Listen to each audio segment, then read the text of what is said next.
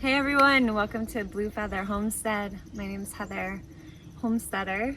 I've been here, this is my 5th season, turning this forest space into what I hope to be a living display of alternative life systems. And so I'm self-building a cabin, which is a hybrid between stick frame construction and natural building, and turning forest space into no-till gardens, including layered and hugelkultur methods. I'm a big fan of permaculture. And Preston and I are going to be turning this space right here into the beginning makings of another garden. I can't wait to see how it turns out.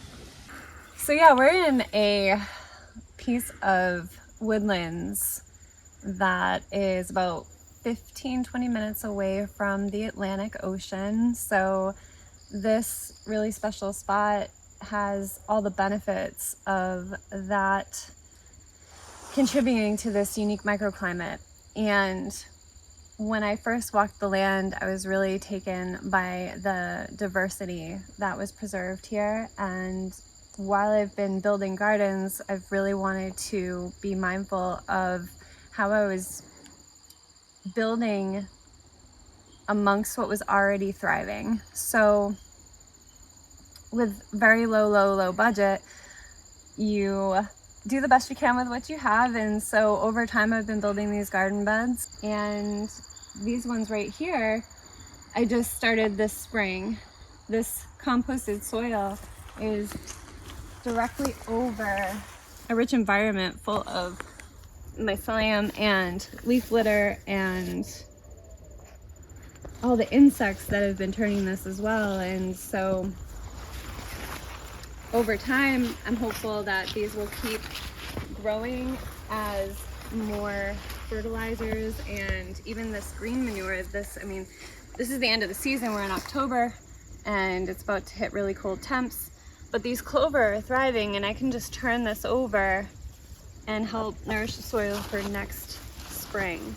I'm very passionate about permaculture, and part of that is working with nature rather than trying to control it. And so I've learned a lot of lessons, and I'm really excited to utilize the methods that Preston is bringing to the table on this new bed. So this is a great way to just show the beginnings of something that in probably about a year or so is going to be thriving. A lot of this area was young maple, so we're going to take these down and start to add all these things together for a beautiful no-till layered garden, and then most likely plant some perennials and anything that really thrives in hardy zone 5 is where we're at.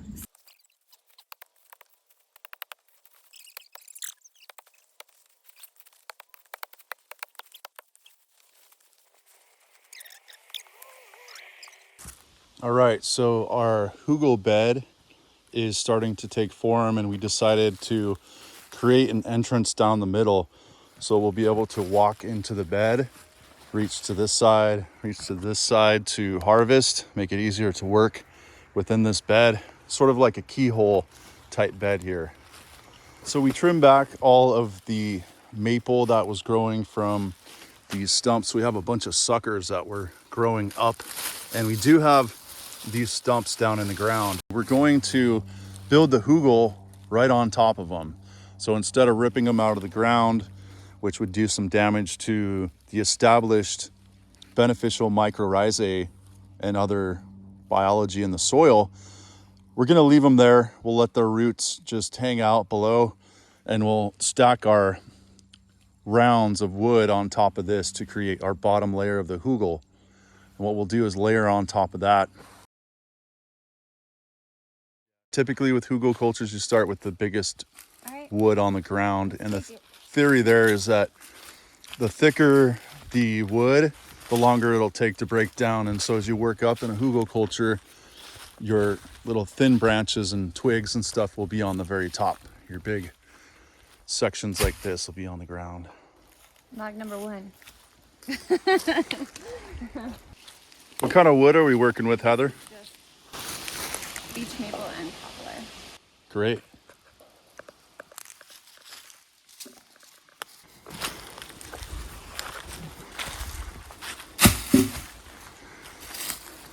Anyone can do it.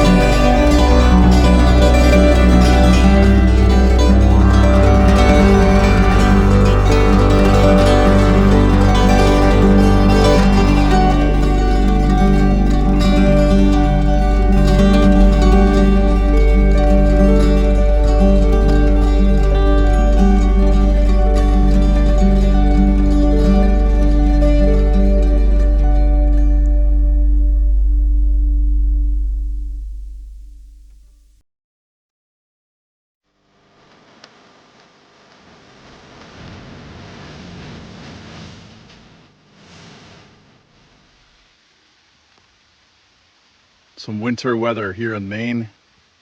Nice Atlantic storm system rolling through. And this will be great for the hugel bed, conditioning everything. We've got our base pretty much down for the hugel, and we've used these raminal branches, as you can see, which are the branches that are about 5 inches or less diameter, meaning that they're composed of a much different mineral matrix than larger trunks of trees. These raminal branches have much more densely composed minerals if you're to break those down. So there's a big difference between the stumps of trees and the branches and the composition. We have a nice pathway that we can walk in to reach all sides here. So next, what we want to do is layer this with smaller branches. We're going to walk into the forest and look for some larger trees that can spare a few of the bottom branches. And we're going to layer a green layer as well. And this will be more nitrogen we're adding. This bottom layer is all treated wood. This has been down, some of it for years. You can see some of the growth we have, this saprophytic fungus eating away this lignous woody material. And this is all really great wood that looks like this. Beautiful to add to these hugelkulturs because we want to inoculate these piles too. This wood will be breaking down over time, decomposing into soil, into a humus. So that's why we want to start with the bigger rounds on the bottom. That's going to take longer to decompose. And as we rise up in the layers, we're going to use the smaller twigs and branches that will decompose faster. So that's kind of the theory behind starting with.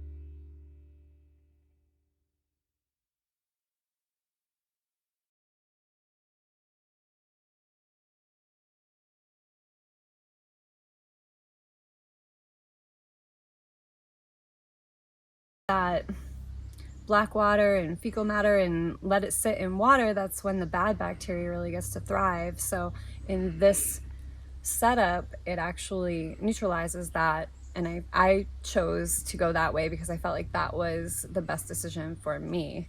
But there's other ways of doing things and a lot of other different kinds of compost toilet systems. And I just went really simple with the bucket system, and it's worked out well for me. And this is my 5th season. Life off grid. All right, let's see what we have. Oh my God. Just a lot of sawdust.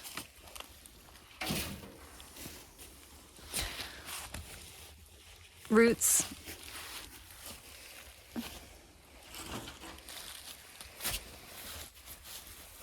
So what are you thinking? What does that look like to you? Looks like beautiful nitrogen source for our Hugel mound is what it looks like to me.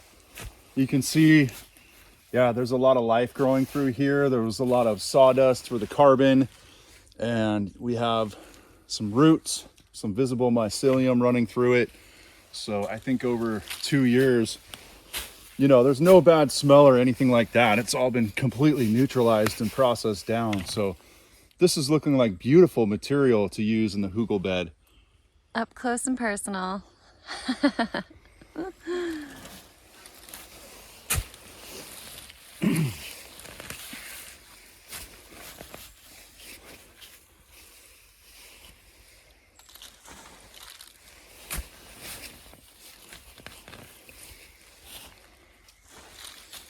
Yeah, I couldn't ever turn this even if I wanted to, because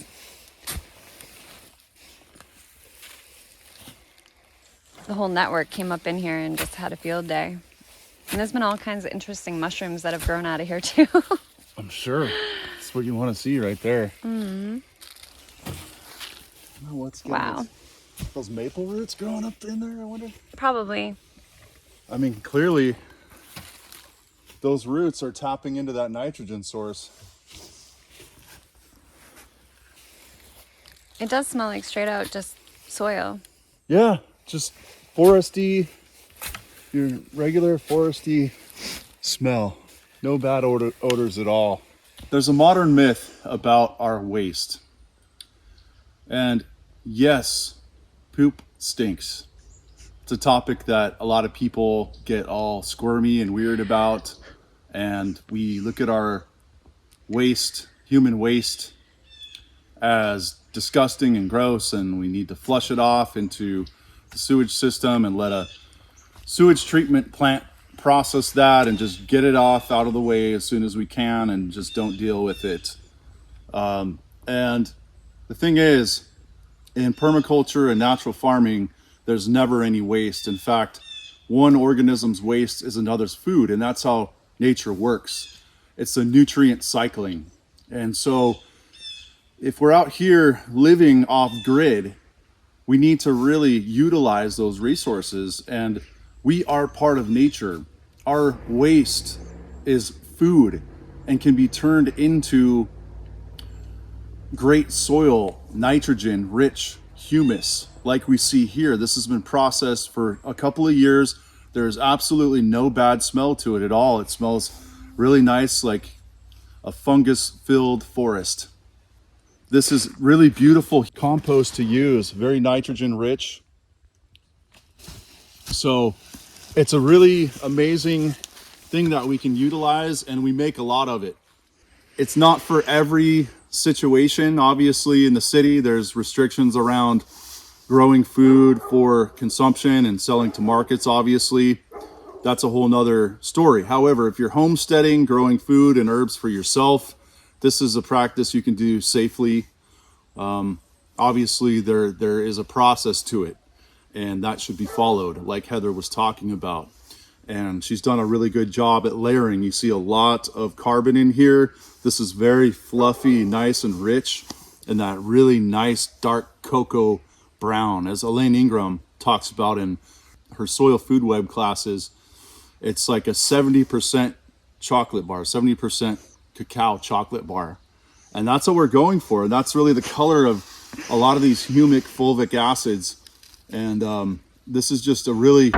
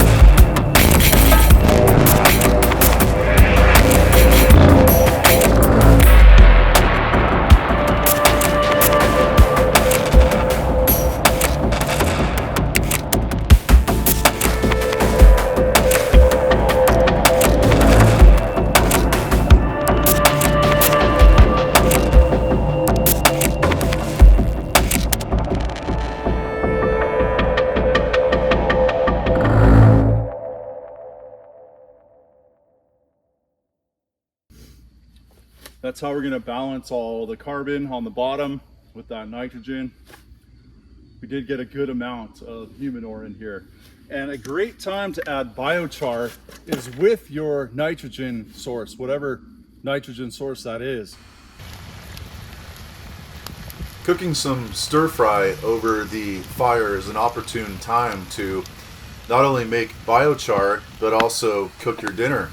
So you can take advantage of the heat for multiple uses, cooking food and creating a lot of energy along with producing biochar. You can also make your morning coffee as well.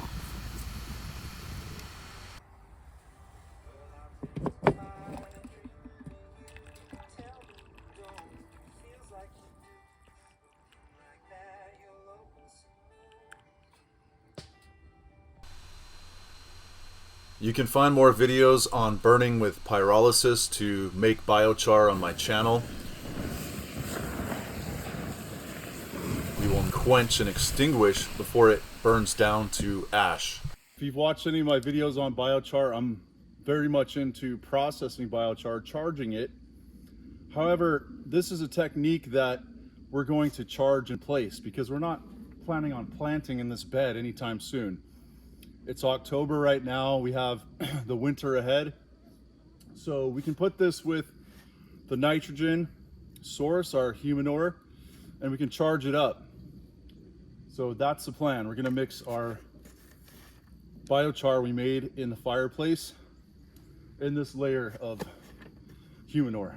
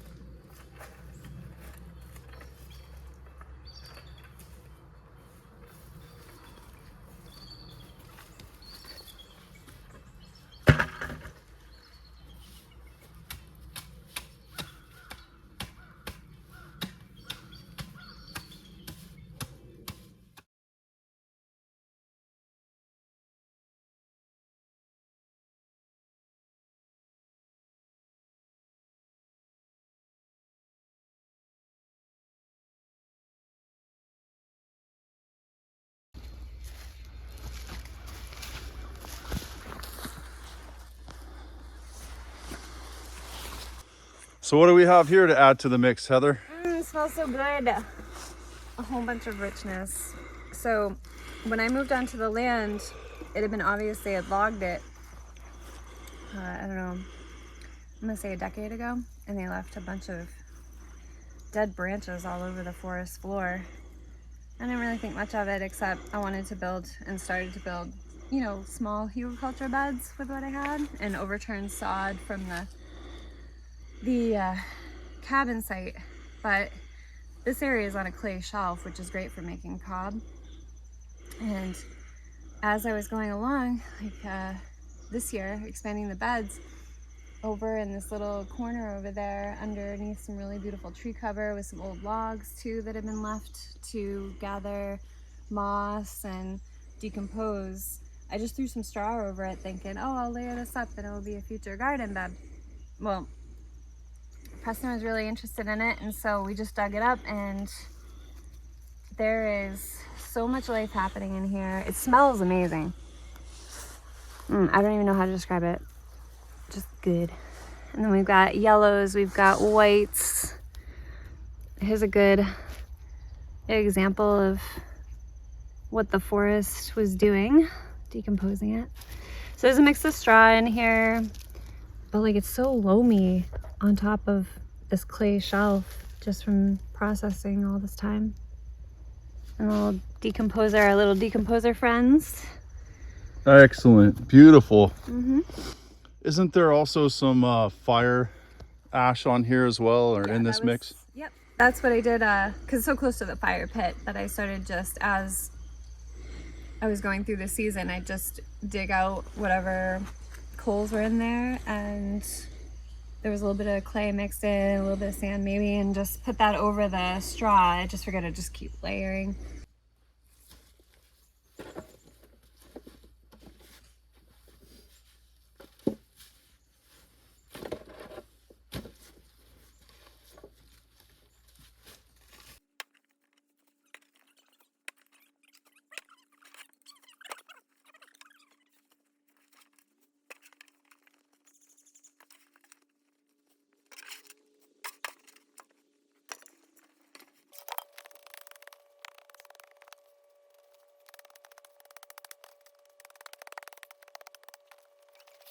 So here we are in beautiful Maine in this beautiful forest.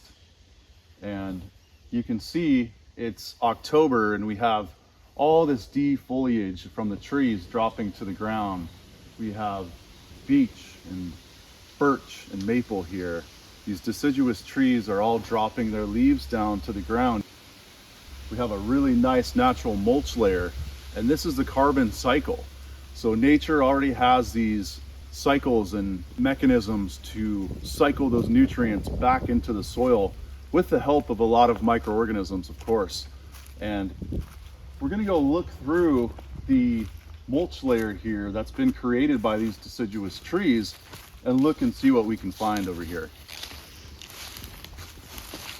So here's some fallen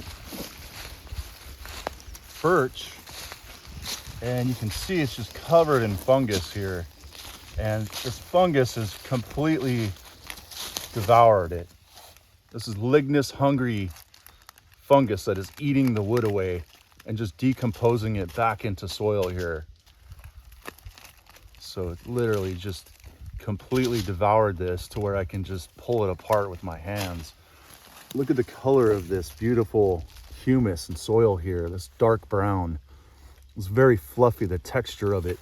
So this is nature's way of building soil, the funguses and the bacteria, but primarily a lot of these saprophytic fungi that eat all the wood and generate all this humus in the topsoil. And so this is what we're trying to emulate in our gardens here. And we can take this topsoil that is so rich with microbiology, and we can harvest that and take it back to our beds to grow veggies. So we can build soil this way. And this really is the most basic form of natural farming, taking living soil and mulch from a healthy forest. And we can now take that. Obviously, we want to be very careful with how we do that, but we can take that back to an area we want to establish a bed and build soil to grow food. For our top layer of the Hugelkultur, we're going to harvest some of this beautiful topsoil. And I found a place that is very loamy. The ground has a lot of give, it's squishy, and clearly there's some really nice topsoil here. So I'm digging out some of this topsoil to take back to the Hugel.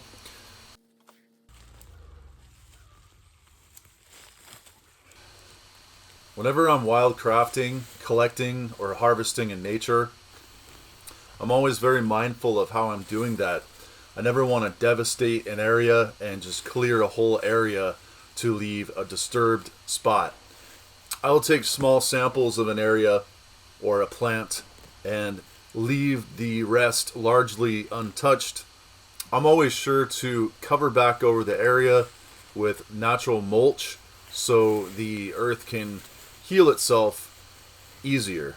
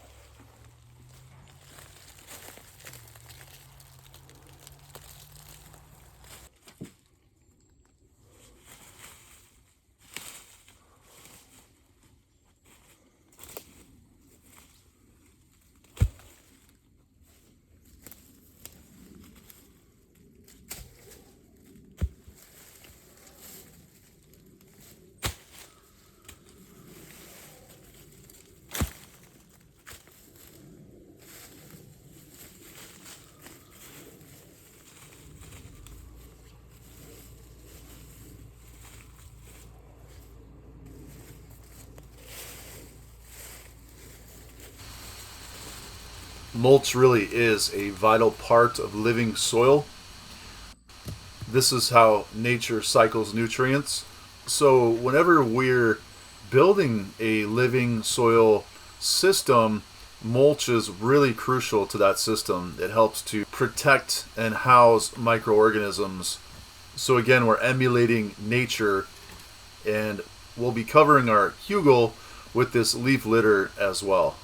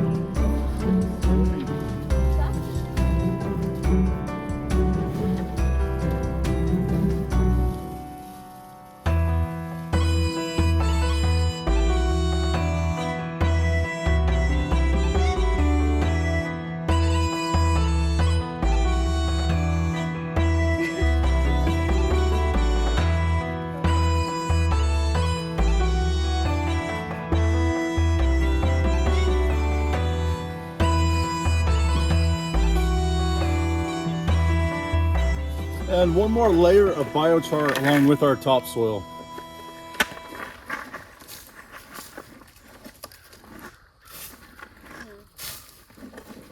Perfect.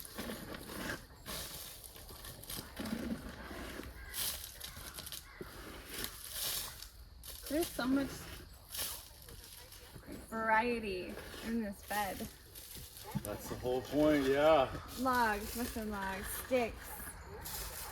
Then what do we do? Biochar, Humanure, forest loamy rich soil. I did a layer of mulch on top of that, and then straw. wait, we did biochar with the Humanure too.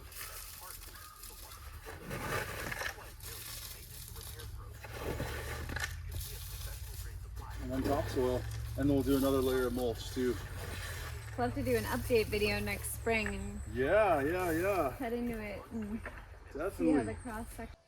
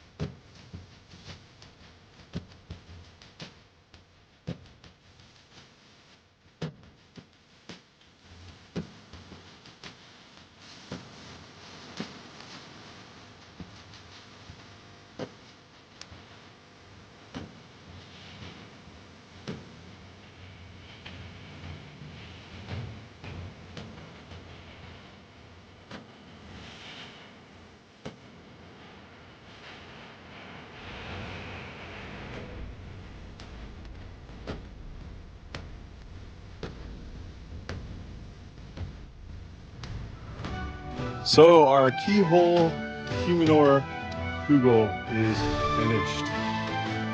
Fully layered with logs, with green branches, with Humanure, Biochar, leaf mold, straw, topsoil, and another layer of mulch. So this is a lasagna of carbon, nitrogen, and a lot of biochar that will, as this decomposes over the winter time, the biochar will leach up a lot of those minerals, its available nutrients, the nitrogen, trace minerals, all the mycorrhizae, all the bacteria and beneficial microorganisms in this pile from multiple different zones and sources of rock here will help to charge up the biochar, be fully ready to plant by springtime. I'm wicked stoked. East meets west.